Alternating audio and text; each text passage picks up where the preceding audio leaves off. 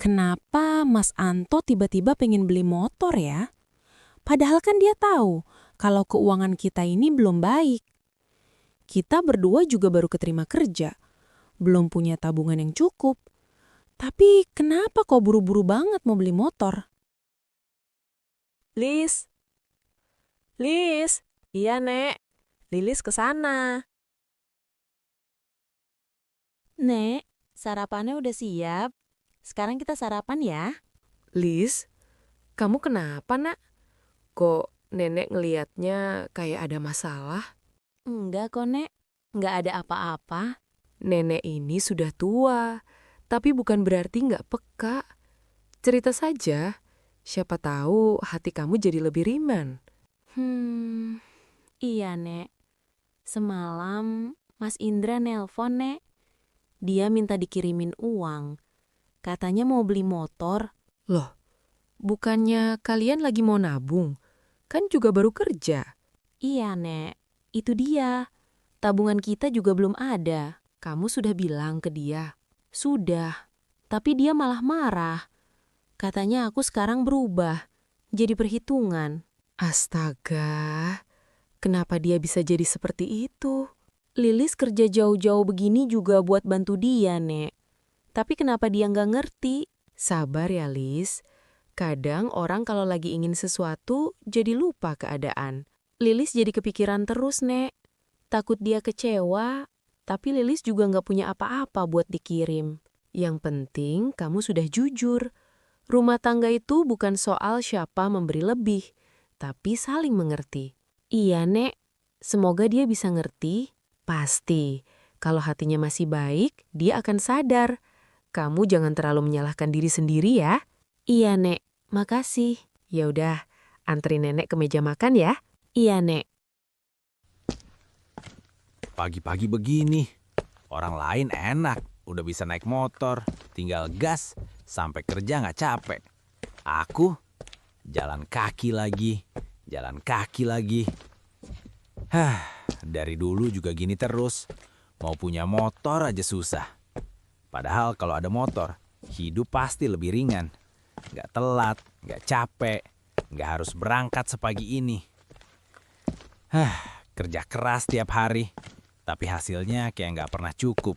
Selalu aja kurang, selalu aja ada yang nggak kesampean. Makanya kemarin aku minta bantuan, bukan buat senang-senang, buat masa depan juga, biar bisa kerja lebih baik. Tapi ya, kalau Lilis nggak ngerti susahnya kita di sini, ya susah juga. Entahlah, sampai kapan harus begini terus. Nek, buburnya baru jadi. Masih anget. Apa mau Lilis suapin pelan-pelan? Tidak, Lis. Nenek makan sendiri aja. Bubur buatan kamu tuh beda ya, Lis. Enak, lembut banget di mulut nenek. Ah, nenek bisa aja. Biasa aja kok ini. Bukan biasa. Bubur kamu bikin nenek lahap. Dari kemarin juga nenek nunggu kamu masak ini lagi. Kalau nenek suka, nanti Lilis buatin tiap pagi ya. Iya, nenek jadi semangat makan. Please, Iya, Nek. nanti setelah makan, nenek pengen berjemur di halaman depan. Badan nenek rasanya dingin terus. Boleh, Nek. Nanti Lilis temenin ya. Kita keluar pelan-pelan. Iya, tapi kamu temenin ya. Nenek nggak mau sendiri. Iya, Nek. Pasti Lilis temenin. Kita duduk santai di luar, sekalian kena matahari pagi. Wah, enak itu. Udah lama nenek nggak duduk di halaman. Nanti habis makan ini, kita keluar ya, Nek? Iya, Lis. Makasih ya. Ada kamu di sini, nenek jadi nggak merasa sendiri. Halo, Bu Ratna. Iya, Lis. Gimana keadaan ibu saya hari ini? Alhamdulillah, Bu. Barusan nenek sudah makan bubur. Makanya lahap, terus sekarang ini minta dijemur di halaman. Syukurlah. Berarti kondisinya lebih baik ya. Iya, Bu. Kelihatannya lebih segar dari kemarin. Terima kasih ya, Lis. Kamu benar-benar sabar ngerawat ibu. Insya Allah, Bu. Memang sudah jadi tanggung jawab Lilis di sini. Oh ya, Lis. Ibu mau kasih tahu, gaji kamu yang bulan ini sudah Ibu transfer ya barusan. Tadi saya sudah transfer 2.500.000. Oh, iya Bu. Terima kasih banyak, Bu. Iya, coba nanti dicek ya. Kalau ada yang kurang atau belum masuk, bilang ke Ibu. Siap, Bu. Nanti Lilis cek. Terima kasih banyak ya, Bu. Sama-sama, Lis. Dipakai yang baik ya, dan tetap fokus kerja. Iya, Bu. Insya Allah. Ya sudah, saya titip Ibu di rumah ya. Siap, Bu Ratna. Tenang saja. Iya, Lis. Terima kasih. Barusan Ratna yang nelpon. Iya, Nek.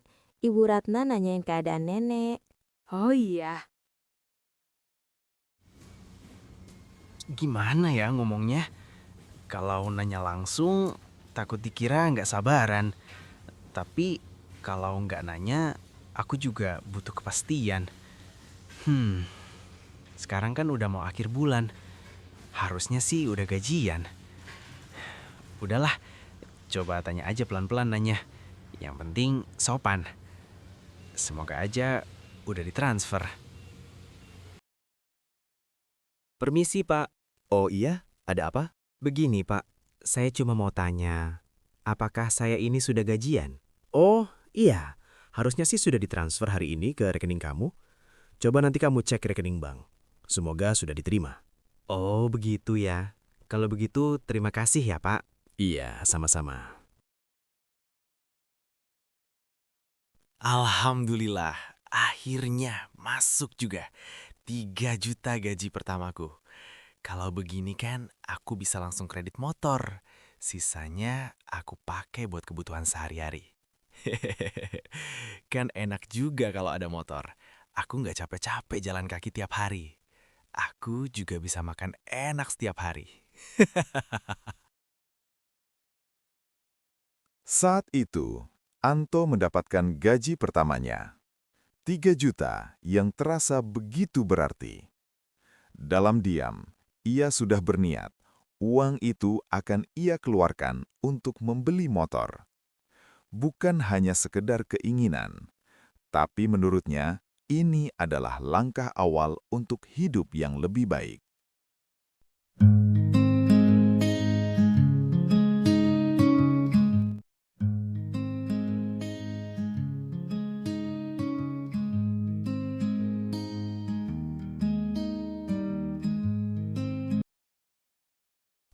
Baru pulang nih. Iya, Nok. Baru pulang kerja. Capek juga hari ini. Kerja terus, emang udah gajian apa belum nih? Kan udah akhir bulan. Iya, Nok. Baru aja tadi masuk. Alhamdulillah, gaji pertamaku sudah di tangan. Wah, mantap. Traktir kopi dulu lah tuh. Kan udah gajian. Santai. Masalah kopi mah gampang. Sekalian aja sama makanannya. Kok cuma kopi, nanggung banget kan? Wah, hebat kamu sekarang tuh. Ngomong-ngomong, kamu jadi nggak beli motor? Jadi sih, Nok. Tadi aku sempat kepikiran juga. Pengen banget rasanya punya motor sendiri. Nah, itu. Jangan kelamaan mikir. Sekarang banyak yang kredit DP ringan. Tinggal kamu gas aja tuh. Kan udah ada duit. Iya sih, tapi aku masih mau mikir-mikir dulu, Nok. Kan aku juga ada kebutuhan sehari-hari. Buat makan dan lain-lain. Kamu kalau kebanyakan mikir malah nggak jadi. Mumpung lagi semangat toh. Mumpung lagi ada duit. Kalau buat sehari-hari kan ada Lilis. Palingan dia juga udah gajian. Iya sih. Nanti deh aku pertimbangin lagi. Yang pasti aku udah ada megang uang sekarang. Sore itu berakhir dengan obrolan yang terus terngiang di kepala Anto. Kata-kata Marno tentang motor seakan mendorong keinginannya yang sejak tadi sudah ada. Anto memang ingin memiliki motor, tapi di sisi lain ia sadar kebutuhan harian tak bisa diabaikan. Di antara keinginan dan kenyataan, ia masih terdiam, mencoba menimbang langkah. Malam pun datang, meninggalkan Anto dengan pikiran yang belum benar-benar selesai antara mengikuti dorongan atau bertahan dengan perhitungan.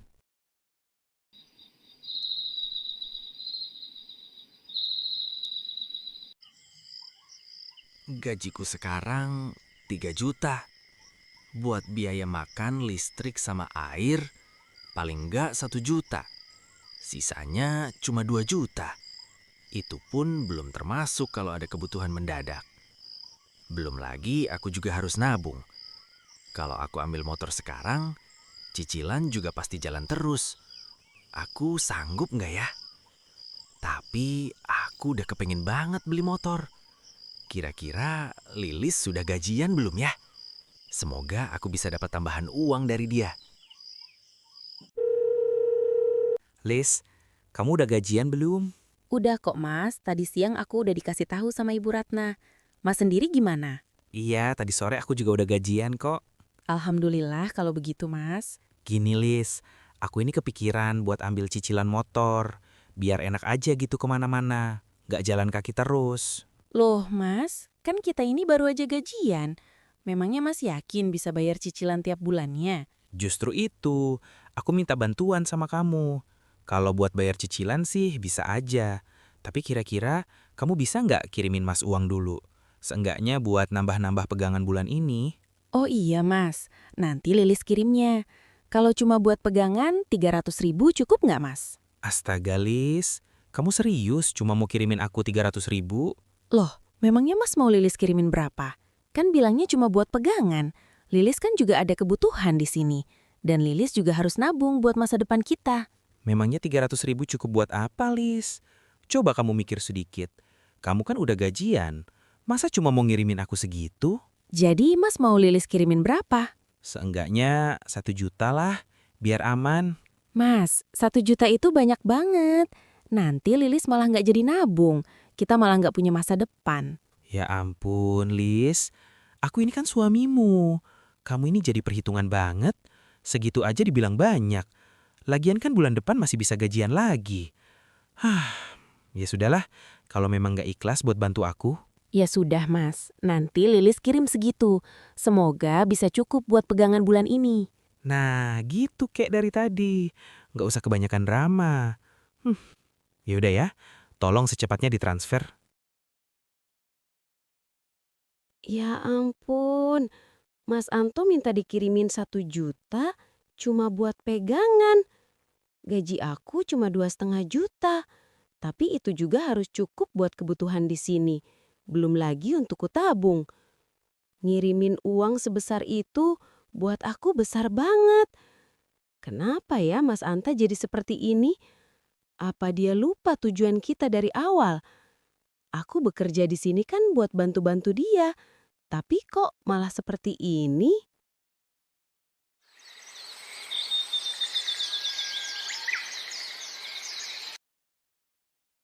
Di hari ini, tanpa banyak pertimbangan lagi, Anto melangkah dengan keputusan yang sudah bulat di kepalanya. Pagi itu terasa berbeda, lebih cepat, lebih berani. Dengan uang yang ada, ia langsung menuju tempat penjualan motor. Keinginan yang sejak kemarin ia pikirkan, kini berubah menjadi tindakan. Tanpa menoleh ke belakang, Anto memilih untuk segera mewujudkan apa yang ia inginkan.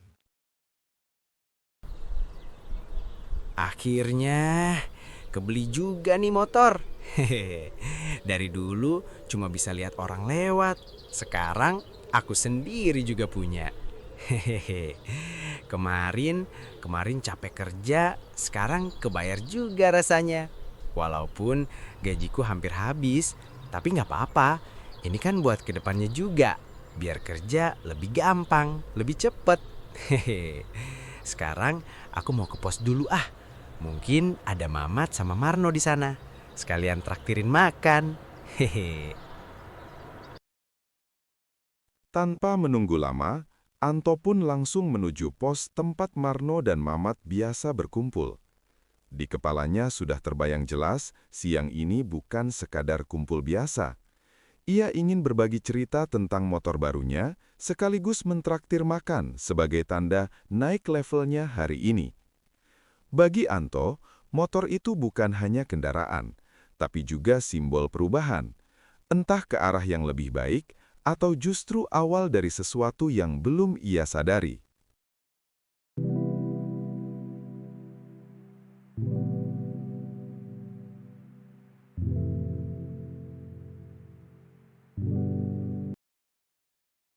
Wah, motor baru nih. Mantep banget nih motor. Iya nih, barusan aja aku beli noh. Aku ambil cicilan yang ringan aja. Nah, gitu. Seenggaknya dinikmati hidup itu. Dapat gaji buat beli motor, bukan didiemin aja. Kalau gini kan kamu nggak capek-capek jalan kaki lagi. Iya, akhirnya kebeli juga motor ini. Ini noh, aku bawain kamu makanan sama kopi. Wih, sahabat sejatiku. Terima kasih banyak ya. Repot-repot belikan makanan segala.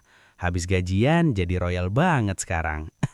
Ya nggak apa-apa, kan sesekali traktir teman. Ngomong-ngomong, si Mamat kemana ya? Kok belum kelihatan? Nggak tahu nih, biasanya dia duluan kalau masalah nongkrong. Mungkin dia masih di jalan, paling bentar lagi dia nongol. Oh iya toh, memangnya kamu sudah ngomong ke Lilis kalau beli motor baru? Udah kok semalam. Dia sih setuju-setuju aja kok kelihatannya. Baguslah kalau begitu. Kan memang seperti itu seharusnya. Saling mendukung satu sama lain. Bisa saling membantu satu sama lain.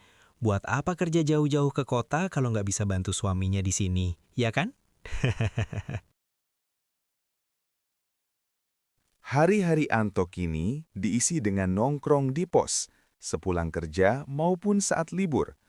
Ia selalu datang membawa makanan dan minuman, menikmati tawa dan kebersamaan yang membuatnya merasa lebih dihargai. Namun, tanpa ia sadari, uangnya perlahan menipis. Anto terlalu larut dalam kesenangan sesaat hingga lupa bahwa tidak semua yang terasa enak berakhir baik.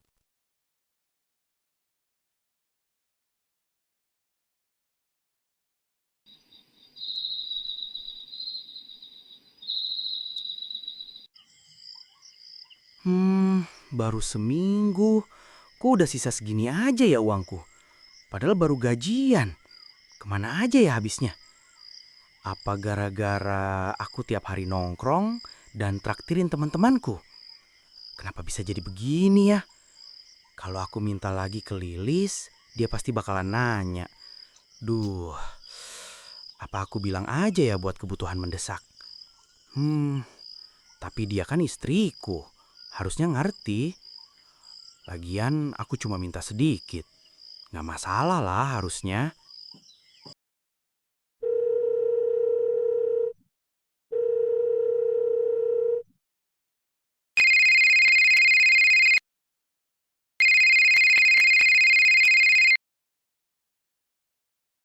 Assalamualaikum.